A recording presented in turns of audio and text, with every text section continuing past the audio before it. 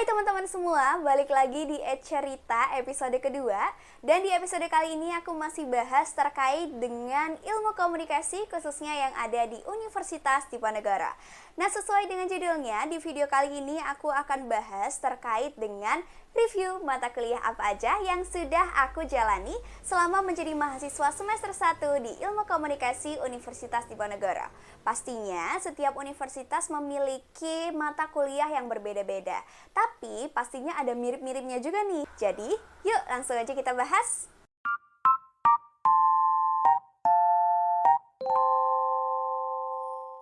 Oke, karena kita masih semester 1, biasanya kita akan dapat mata kuliah wajib yang emang harus ditempuh oleh kita sebagai mahasiswa baru.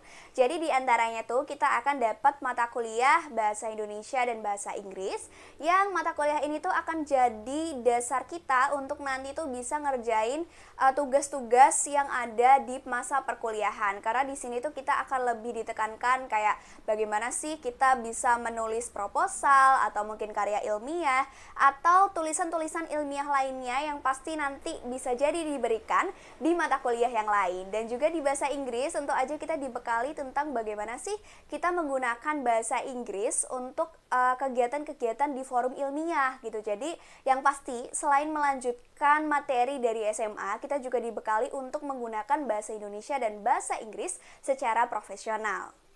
Nah, di mata kuliah selanjutnya kita akan dapat mata kuliah Pendidikan Pancasila dan Kewarganegaraan.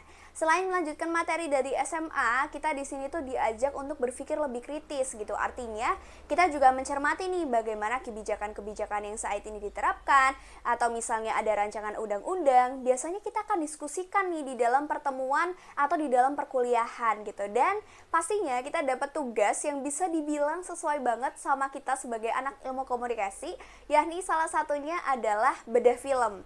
Jadi di bedah film kali ini tuh kita bukan cuma menganalisis apa aja sih konfliknya, siapa aja sih pemerannya, tetapi bagaimana konflik di dalam film tersebut kemudian dikaitkan dengan kebijakan atau undang-undang yang saat ini diterapkan di Indonesia, tetapi ternyata masih banyak hal-hal yang mungkin kurang sesuai, dan bagaimana seharusnya undang-undang atau kebijakan tersebut dapat menyelesaikan konflik yang ada di film. Jadi menurutku ini adalah salah satu pembelajaran yang bikin kita selain bisa refreshing ya, karena bisa nonton film, juga bisa lebih berpikir kritis dan juga peka terhadap keadaan yang ada di lingkungan kita.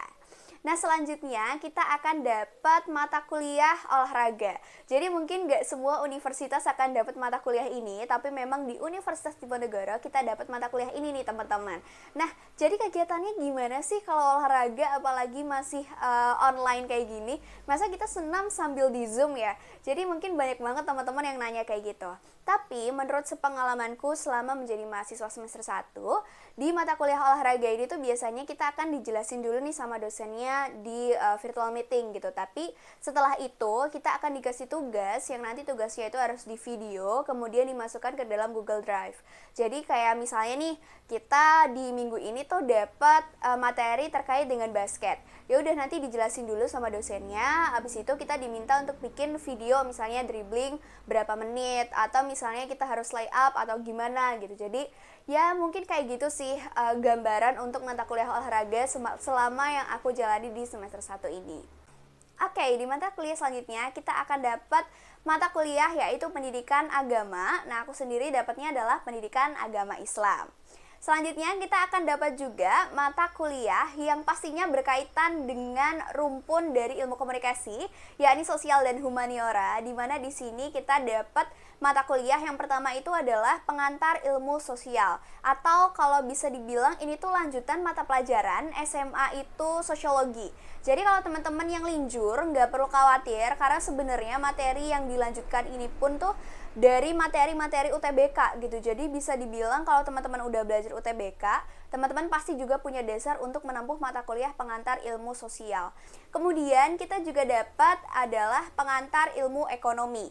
Jadi sesuai dengan namanya, ini tuh ngelanjutin mata kuliah, pelajaran ekonomi selama kita yang ada di SMA. Tapi di sini pastinya kita bahasnya lebih mendalam dan pastinya dikasih studi kasus, jadi lebih bisa menghubungkan antara teori dan juga nanti menerapkannya di realita. Nah, selanjutnya kita akan dapat mata kuliah IoT atau Internet of Things. Jadi di mata kuliah ini tuh kita akan bahas semua yang ada atau semua yang berkaitan dengan internet. Nah, di mata kuliah ini tuh menariknya adalah kita dapat mata kuliah yang cara pembelajarannya bukan hanya kita meet, tapi juga kita ada materi yang diberikan lewat podcast. Jadi menurutku ini seru banget. Dan di sini tuh aku dapat kayak wow, ternyata pembelajaran online itu tuh medianya tuh bisa beragam gitu ya, tergantung di kreativitas dari dosennya sendiri dan juga bagaimana kita sebagai mahasiswa bisa untuk memanfaatkan apa yang sudah diberikan. Oke, mata kuliah selanjutnya sekaligus menjadi gerbang kita untuk masuk di semester selanjutnya adalah pengantar ilmu komunikasi.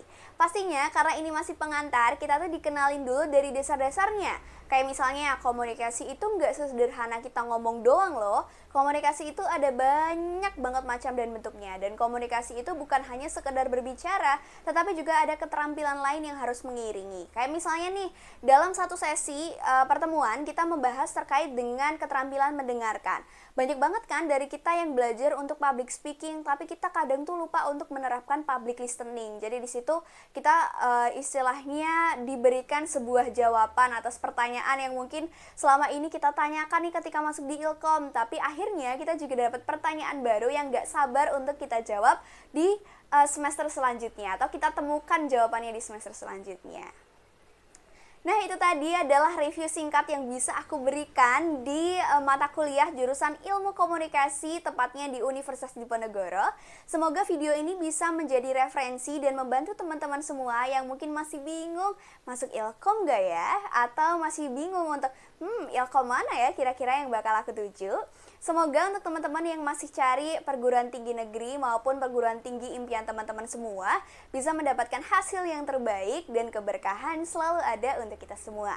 Kalau teman-teman merasa bahwa video ini bermanfaat atau teman-teman suka videonya, boleh langsung untuk bantu aku like, komen, dan juga subscribe. Semoga semuanya dalam keadaan sehat selalu dan sampai jumpa.